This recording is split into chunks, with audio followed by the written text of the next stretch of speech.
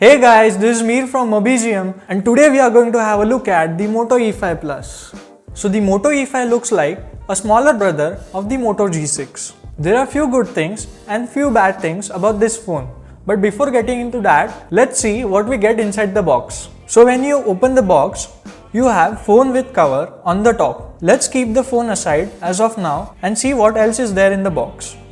We have the user manuals, the SIM ejector, a 10-volt rapid charger, USB cable and standard Moto earphones which are of decent build quality. Now let's come back to the phone. First I'll talk about the good things about the Moto E5 Plus. Starting with the design of the phone, the Moto E5 Plus looks very modern. If you look at the backside of the phone, the build material used is the 3D polymer glass. This material does not crack easily. Also, the back panel has an arc back shape which provides good grip for the users. Also, the Moto E5 Plus has 5000 mAh battery.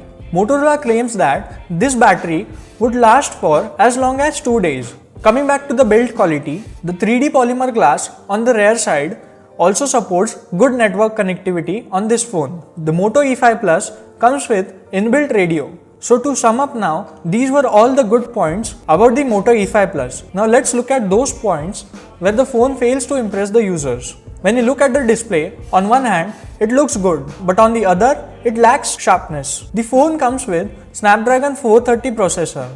This processor is quite old. The Snapdragon 430 does not compare very well with the Snapdragon 636.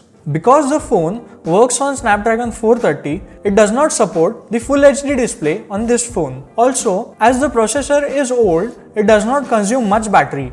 So due to this, the Moto E5 Plus saves a lot on the battery. Talking about the camera, it takes good pictures, but it lacks the ability to capture the details. So maybe the camera needs software upgrade in future. If we look closely, the screen to body ratio is roughly around 76%. So this factor for me is quite disappointing. If you look at the design of the camera, it looks like a pirate camera. Talking about how well the Moto E5 Plus would perform, let me tell you that this phone is not good for gamers. When you play a particular game which needs high graphics support, for example the PUBG game. So when you play this game on the Moto E5 Plus, you have to play it at the lowest available settings. So that does not make this phone suitable for the purpose of gaming.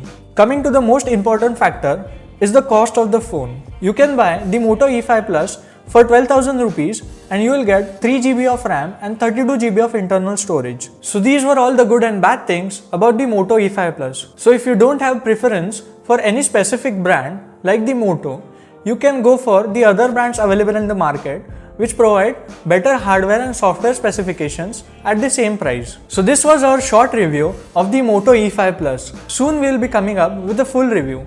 So stay tuned, and if you like the video, please hit the like button and subscribe to our channel. Till then, see ya.